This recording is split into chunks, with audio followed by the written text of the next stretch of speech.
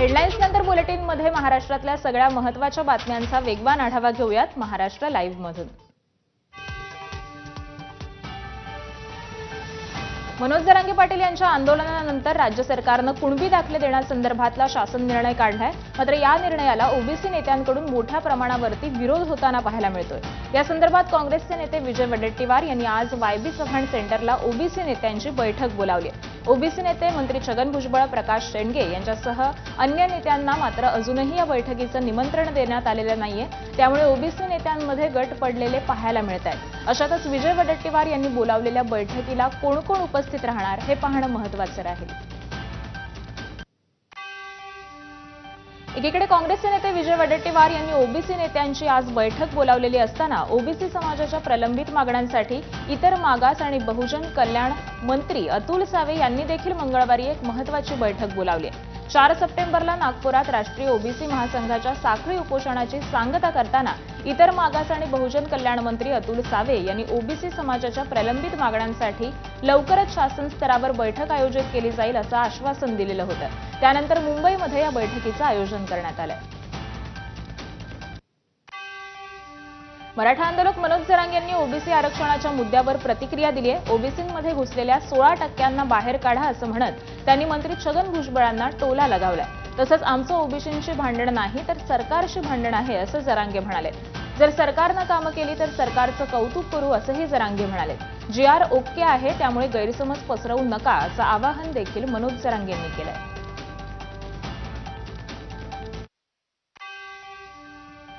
तेच म्हणणं आहे आमचं, ओबीसी आरक्षणात घुसखोरी करणाऱ्यांना गणेश बाप्पा बाहेर काढा। 16% आरक्षणात गेलेले 1994 ला गेलेले बाहेर काढा। आमचं हक्काच्या नोंदी असून जर आमचं तुम्ही कोर्टात जाता तर 94 ला तुम्ही आमचं 16% आरक्षण त्याचा जीआर काढलेला तो सुद्धा मान्य न्यायालयाकडून आम्ही रद्दच करायला लावलं। आपलं त्यांच्याबद्दल काहीच म्हणणं नाही। आमचं भांडण सरकारशी, आम्ही सरकारला भांडतो। त्याच्यामुळे मला दुसऱ्याच मोर्चावर बोलायचं नाही। मोर्चे काढा, रस्ता रोको करा, पण एक मात्र माणुसकी नात्याने सांगू शकतो, याच्या विरोधात, मराठीच्या विरोधात असं याच्या त्याच्या काढण्यापेक्षा तुमच्या जातीसाठी लढा, तुमची जात मोठी। मराठवाड्यातला हा सगळा मराठा हा कुणबी आहे, ते प्रमाणपत्र वाटायला लवकर सुरुवात करा। आम्ही पुन्हा एकदा तुमचा कौतुक आणि आभार मानू आणि मानणार पण सरकारला तेच सांगतो, जर असे कामं केली तर आम्ही कौतुकच करणार, तर आम्हाला काय करायचं राजकारणाचं। पण आता ते गॅजेटियरच्या नोंदी ताबडतोब घेऊन आता प्रमाणपत्र मराठवाड्यातल्या मराठ्यांना वितरित होणं गरजेचं आहे तातडीने। जीआर ओके, आणि जरी काही असलं कसला जीआर काढला तरी नंतर दुरुस्ती करावीच लागती। गैरसमज पसरून घ्यायची गरज काय? कुणी कसलंही काही सांगणं, आपण गरीब मराठ्यांना ऐकायचं। आपण गरीब मराठ्यांनी लढाई जिंकली, त्याच्यामुळे गरीब मराठ्यांनी कोणाचंच ऐकायचं। ओबीसींच्या ताटातील काढून सरसकट प्रमाणपत्र देणार नाही असं विधान आरक्षणाच्या वादावर मुख्यमंत्री देवेंद्र फडणवीस यांनी केलंय। ओबीसी समाजाच्या मागण्या आम्ही पूर्ण करू असं आश्वासन देखील फडणवीसांनी दिलंय।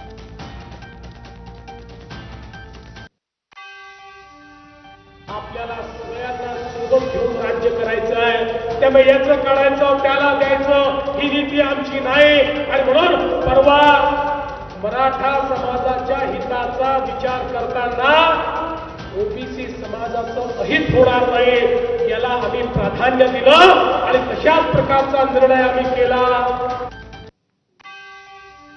ओबीसी समाजाच्या आरक्षणाला धक्का न लावता मराठा समाजाच्या आरक्षण द्या अशी मागणी रिपब्लिकन पार्टी ऑफ इंडियाचे सचिन खरात यांनी केली आहे। ओबीसी समाजामध्ये सध्या अस्वस्थता पसरली असून भाजप डॉक्टर बाबासाहेब आंबेडकर यांच्या आरक्षण व्यवस्थेला नेहमीच विरोध केलाय। यासाठी मराठा समाजाला आरक्षण मिळावं, मात्र ते ओबीसीतून नाही अशी पक्षाची भूमिका असल्याचं त्यांनी स्पष्ट केलं आहे।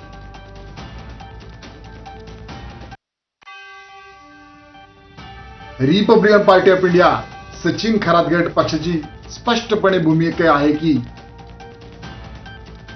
मराठा समाजाला आरक्षण मिळालेच पाहिजे, परंतु ओबीसी समाजाच्या आरक्षणाला कोणताही धक्का न लागता हे आरक्षण मिळाले पाहिजे। उपोषणानंतर छत्रपती संभाजीनगरच्या गॅलेक्सी रुग्णालयात दाखल करण्यात आलेल्या मनोज जरांगे यांना आज रुग्णालयातून डिस्चार्ज मिळणार आहे। दरम्यान डिस्चार्ज मिळाल्यानंतर आंतरवली सराटीत जरांगे हे बीड जिल्ह्यातील नारायणगड या ठिकाणी जाऊन नतमस्तक होणार आहेत। तर आरक्षणाच्या लढ्यानंतर जरांगे पाटील पहिल्यांदाच बीड जिल्ह्यात येत आहेत, त्यामुळे त्यांचं मराठा समाजाकडून जंगी स्वागत केलं जाणार आहे। नारायणगडावरून निघून ते मूळ गावी बीड जिल्ह्यातील मातेरी या गावात देखील जाणार आहे।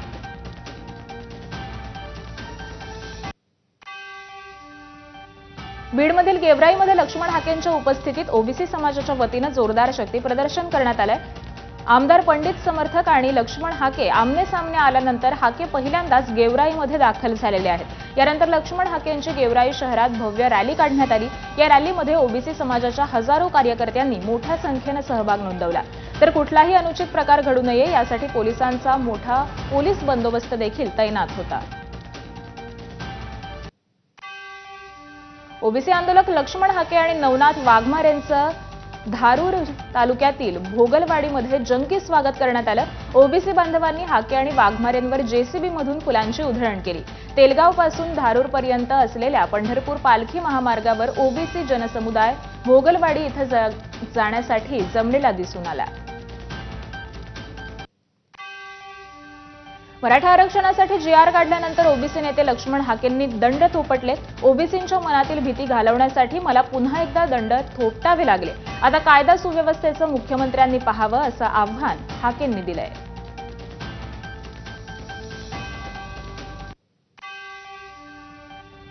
ओबीसी पक्षविमुक्त जाती जमाती आणि माझ्या दीनदलितांच्या मनामधली भीती घालवायसाठी, दहशत घालवण्यासाठी मला परत एकदा दंड थोपटावे लागले। पण हे माझ्या टाइम टेबल मध्ये नव्हतं, तरी पण ओबीसी बांधव बायपासला थांबले आणि ते मला गेवराई मार्गे आमच्या भाग पिंपळगावला घेऊन आलेले। ओबीसी नेते लक्ष्मण हाके बीड जिल्हा दौऱ्यावर आहेत। गेवराईतून त्यांच्या दौऱ्याला सुरुवात झाली, मात्र यापूर्वी गेवराईत आमदार पंडित समर्थक आणि लक्ष्मण हाके आमने सामने आले होते। त्या पार्श्वभूमीवर लक्ष्मण हाके यांना गेवराईत येण्यास पोलिसांनी मज्जाव केला होता। मात्र असं असताना देखील लक्ष्मण हाकेंनी शक्ती प्रदर्शन केलंय। बीडच्या मांजरसुंबा परिसरात मराठा आणि ओबीसी कार्यकर्ते आमने सामने आले। याच वेळी काही ओबीसी कार्यकर्त्यांकडून वाल्मिक कराडच्या समर्थनार्थ घोषणाबाजी करण्यात आली। ओबीसी नेते लक्ष्मण हाके बीड जिल्हा दौऱ्यावर आहेत। याच वेळी ते मांजरसुंबा परिसरामध्ये येण्यापूर्वी ओबीसी कार्यकर्त्यांनी आरोपी वाल्मिक कराडच्या समर्थनार्थ ही घोषणाबाजी केली। वाल्मिक अण्णा तुम आगे पढ़ो, हम तुम्हारे साथ है। वाल्मिक अण्णा अंगार है, बाकी सब भंगार है या आशयाची घोषणाबाजी झाली। या घोषणाबाजीमुळे परिसरात काही काळ तणाव निर्माण झाला होता, मात्र पोलिसांनी परिस्थिती वेळीच नियंत्रणात आणली। ओबीसी आरक्षणाला धक्का लागणार नाही हा सरकारचा शब्द आहे। हाकेंनी विनाकारण मराठा समाजावर टीका करू नये अशी प्रतिक्रिया दिली आहे। तर समाजाचं पुढारपण करायला बंदी नाही, मात्र दुसऱ्या समाजावर टीका करण्याचा अधिकारही नाही असंही विखे म्हणाले। कोणत्याही ओबीसी समाजाच्या आरक्षणाला धक्का न लावता ही आपली कमिटमेंटच आहे। तथापि त्यांना मोर्चेच काढायचे असेल तर हरकत नाही, परंतु विनाकारण मराठा समाजाबद्दल, आंदोलनकर्त्यांबद्दल ते जे टीका करतात ती मला वाटतं त्याची आवश्यकता नाहीये।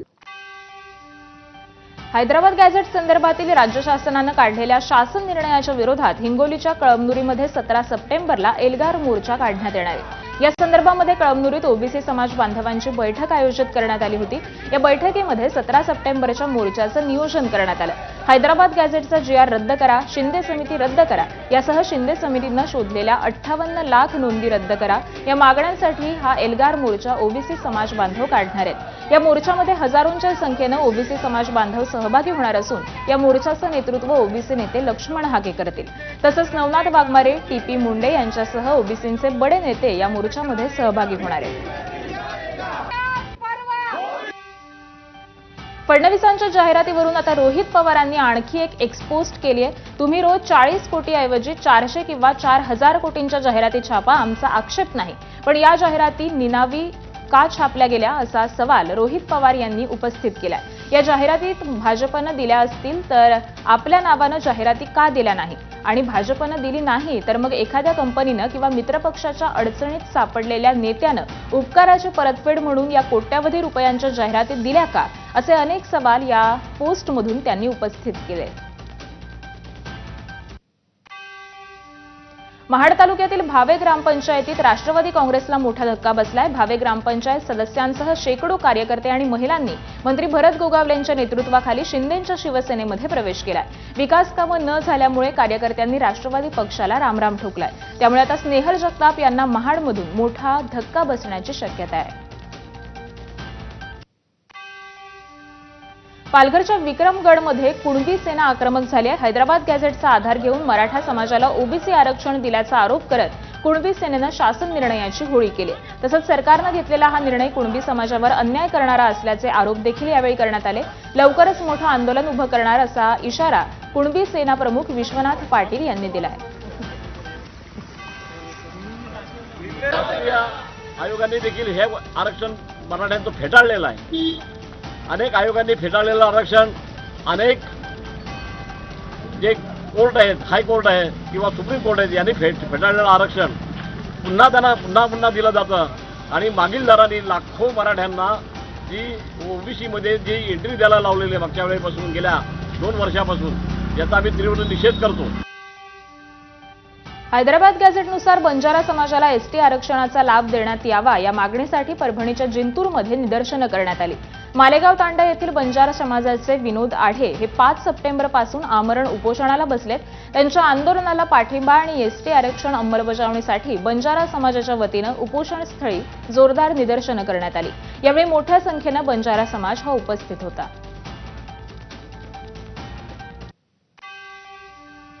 सोलापुरात आयपीएस अंजना कृष्णा यांना उपमुख्यमंत्री अजितदादा पवार यांच्याशी मोबाईल जोडून देणारा माढा तालुका राष्ट्रवादी काँग्रेसचे अध्यक्ष बाबाराजे जगताप आहेत. यांचा एक व्हिडिओ सध्या सोशल मीडियावर जोरदार व्हायरल होतोय. या व्हिडिओमध्ये हा नेता नशा करताना दिसतोय. अवैध मुरुम उपसा आणि अधिकाऱ्यांना धमकावणं, सरकारी कामात अडथळा अशा पद्धतीचे गुन्हेही दाखल झालेले आहेत. आता पुन्हा याच नेत्याचा नशा करतानाचा व्हिडिओ व्हायरल झाल्यामुळे जगताप यांच्या अडचणी वाढणार आहेत. अंजली दमानिया यांनी ट्विट करत हा व्हिडिओ पोस्ट केलाय.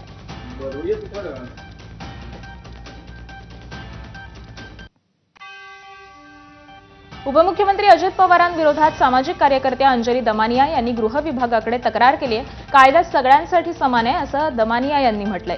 तसंच अधिकाऱ्यांवरचे दबाव थांबले पाहिजे यासाठी तक्रार केल्याचंही दमानिया म्हणाल्यात. सोलापूरच्या कुर्डूमध्ये अजित पवारांनी महिला आयपीएस अधिकाऱ्याला दम दिल्याचा व्हिडिओ व्हायरल झाल्यानंतर अंजली दमानिया यांनी तक्रार केली आहे.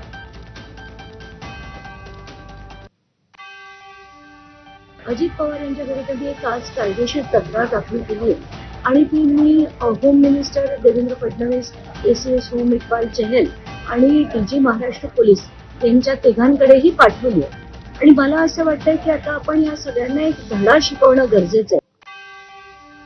तर कुर्डूमध्ये झालेली कारवाई योग्यच, मुरुम माफियांना सोडणार नाही असं म्हणत सोलापूरचे पालकमंत्री जयकुमार गोरे यांनी सरकारला अंजना कृष्णांच्या पाठीशी असल्याचे संकेत दिले. माझी भूमिका ठाम आहे. ना वाळू ना मुरुम कुठल्याही पद्धतीची तस्करी करू दिली जाणार नाही आणि त्या अनुषंगानं जो कोणी करेल त्याच्यावर कारवाई होईल. कितीही मोठा असला, कुणी असला तर त्याला सोडलं जाणार नाही आणि आम्हीच नाही, आमच्या शासनातलं कुणी त्याचं समर्थन करणार नाही याची खात्री मला आहे. नागपूर काँग्रेसमध्ये सध्या 2 बड्या नेत्यांमध्ये चांगलीच जुंपली आहे. एकमेकांची नकली म्हणून खिल्ली उडवली जाते. माजी मंत्री सुनील केदार आणि त्यांच्या विरोधातल्या गटातला संघर्ष चव्हाट्यावर आलाय.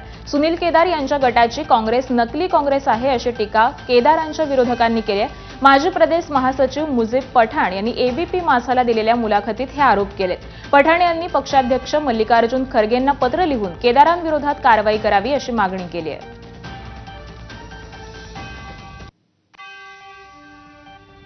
वसूली किया जाए और वो किसानों के पैसे वापस किया जाए, जिसकी वजह से पार्टी में नुकसान हो रहा है और आने वाले समय में उसको अगर से पार्टी में रखेंगे तो नुकसान होगा, उसको कोई जिम्मेदारी देंगे. तो इसलिए हमने पार्टी अध्यक्ष खरगे जी को हमने पत्र दिया है कि उसके ऊपर जल्दी से कार्रवाई करें और उसको कोई भी नागपुर जिले की जिम्मेदारी न दे.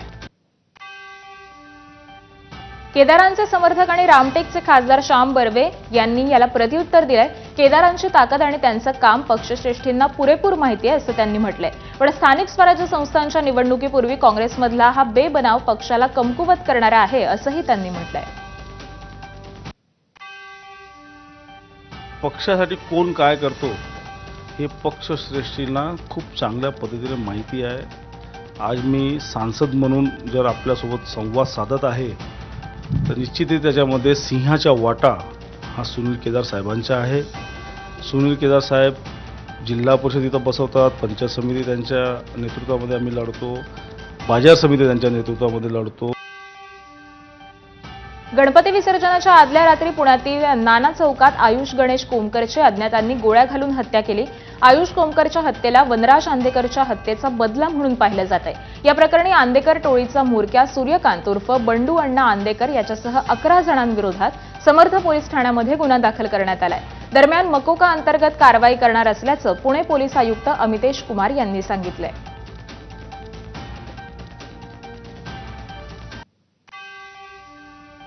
पुण्यातील नानापेठेत एका 19 वर्षीय तरुणाची गोळी घालून हत्या करण्यात आली.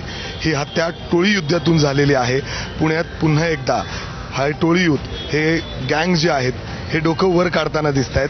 आपल्यासोबत पुण्याचे CP साहेब आहेत. सर, तुम्ही अनेक गुंडांची परेड घेतली, मात्र पुन्हा एकदा अशा पद्धतीने टोळी युद्ध समोर येतोय.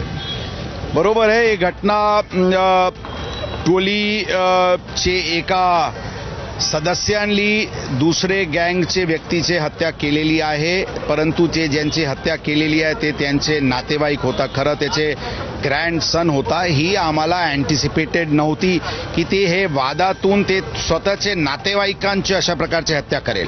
परंतु ही हत्याला पोलीस दलाने अत्यंत गांभीर्याने घेतलेली आहे. काही आरोपी ताब्यात घेण्यात आलेली आहे. याच्यामध्ये जे काही कॉन्स्पिरेटर्स आहे आणि प्रत्यक्ष आणि अप्रत्यक्ष या टोळीला मदत करणारे लोकांना त्यांना